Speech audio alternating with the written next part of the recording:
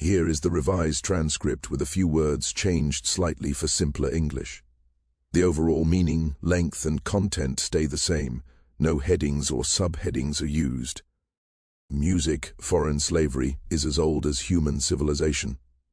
Every culture and society took part in it and also suffered from it. The North American Indians were no different. Various tribes enslaved people from other tribes, usually through raids and after battles, capturing their enemies. This included men, women, and children.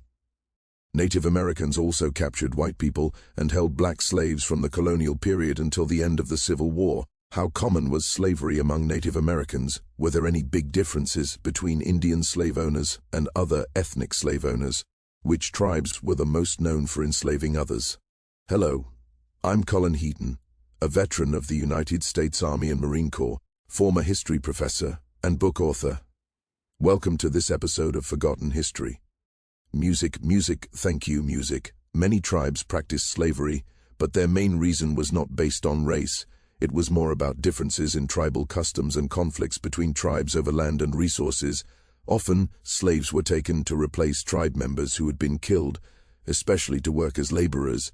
Children who lost their parents were usually raised inside the tribe as their own, without any difference. This was also true for white captives.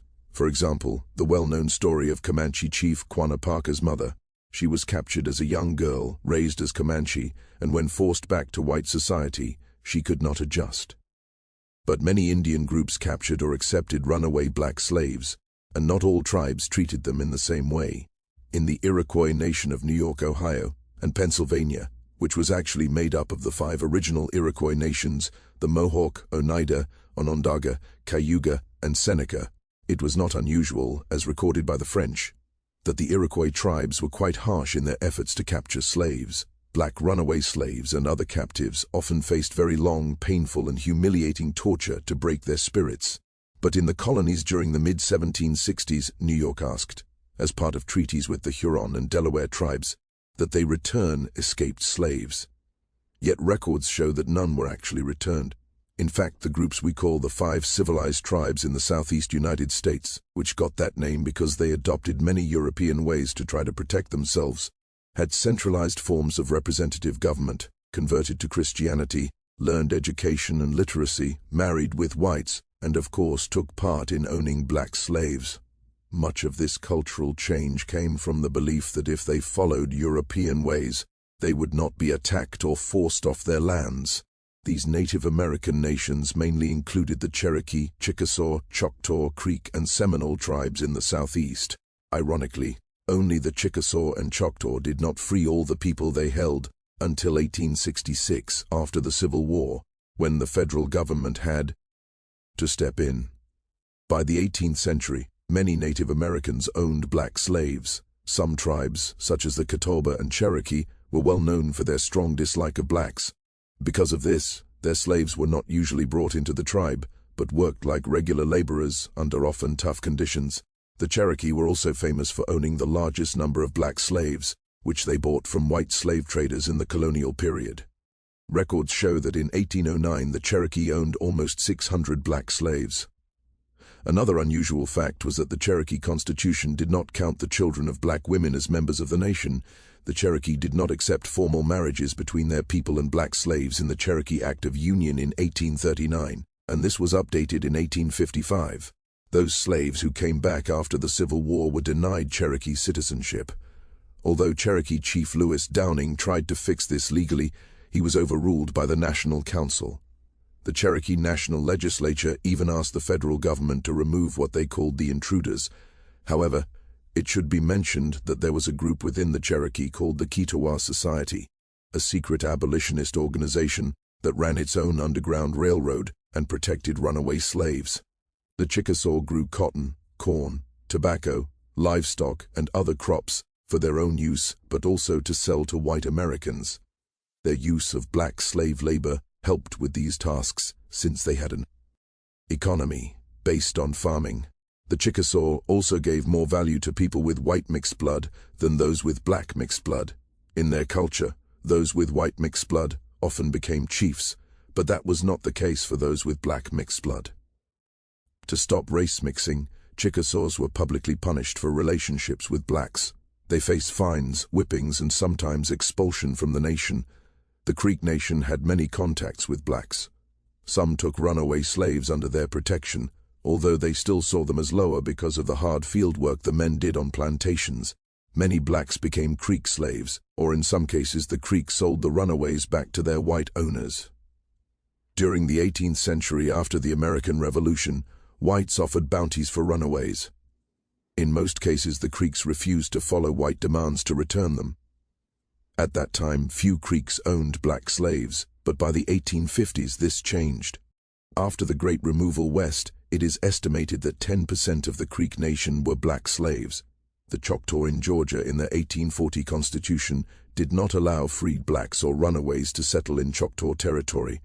This meant they could not own land, but white men could, and often got written permission from the tribal chief or United States agent to live inside the Choctaw Nation. Blacks or their children were not allowed to become citizens of the nation or hold office. But this was not true for Choctaw white men married to Choctaw women. Their children were considered members and could become citizens. The Choctaw also started having problems with Christian missionaries who came and built churches and schools. This was accepted until the missionaries began preaching that slavery went against Christian values. Then the missionaries were politely asked to leave. The Choctaw, like most white slave owners, did not want their slaves to learn to read. Most of the Indian slave owners had chiefs who were themselves mixed race, living in both the Indian and white worlds. Some of these slave-owning chiefs were also mixed Indian and black, such as the father of Medal of Honor recipient Pompey Factor, who was himself a black Seminole. The Seminoles were generally the most easygoing in their relations with black slaves. They usually welcomed them into their tribes, and the children of mixed-race unions were often treated the same as others. Pompey Factor's father is a good example. But this was not always the case. Seminoles still raided plantations and took both black and white slaves. Many black slaves ran away to join the Seminoles, thinking they would have a better life. This was true until the end of the First Seminole War, after which it became too dangerous, and black runaways were often returned to avoid trouble from white owners. General Thomas Jessup believed that if there was a second Seminole War, the whole southern region could explode into open rebellion, with black slaves rising up against their owners in alliance with the Seminoles and possibly other tribes. During the end of that Second Seminole War, these tribes took their black slaves with them on the journey to Indian Territory in present-day Oklahoma, when the U.S. government forced them out of the American Southeast. Pompey Factor's family moved west from Florida. After the forced relocation of the tribes, they ended up in Arkansas. Some, like Factor's family, even went to Texas. Many of these Indians still owned their slaves, even as they were being pushed onto reservations. The Seminoles were then placed on Creek lands, where the Creeks were already living. Since the Creeks practiced chattel slavery, some Seminoles thought that was a good idea, while most did not. Still, the Creeks and other tribes raided Seminole properties to take their slaves. It was these actions that caused Factor's family and others to escape to Mexico, where slavery was not allowed. This movement westward brought chattel slavery into the frontier and set the stage for future political problems that led to the Civil War, pitting slave states against free states. However, it has been recorded that in many cases, blacks held as slaves by Indians had better lives and treatment than blacks owned by most white masters. But then there were the tribes that did not own slaves of any kind, not even blacks. They gave runaway slaves sanctuary and made them part of their tribes. Some whites disapproved of the kind and almost equal treatment given to blacks by their Indian owners. The great black leader Frederick Douglass said in 1850 that this slave finds more of the milk of human kindness in the bosom of the savage Indian than in the heart of his Christian master. One government official, a white Indian agent named Douglas Cooper, was somewhat upset by the relaxed and almost equal treatment of blacks by some Indian tribes. He suggested to these tribes that they should bring in white men to teach them the proper way to handle Negroes. It is known that some Native American women bought male slaves, then freed them, married them, and their children were born free according to the laws of the 18th century. As one can imagine, this practice was frowned upon by many in the slaveholding states. Later, The practice of Native American slavery was as different as it was common among their contemporaries. Some tribes had laws and councils that decided the status of black slaves and even white slaves. The treatment of black slaves among Native American owners was just as varied when compared to whites, depending on the tribe. But it is clear that Native Americans, while not the majority, were deeply involved in the black slave trade to different degrees. Thank you for watching. Please click like, subscribe, and share. Send us comments and show ideas, and we will get back to you as soon as possible. Until next time.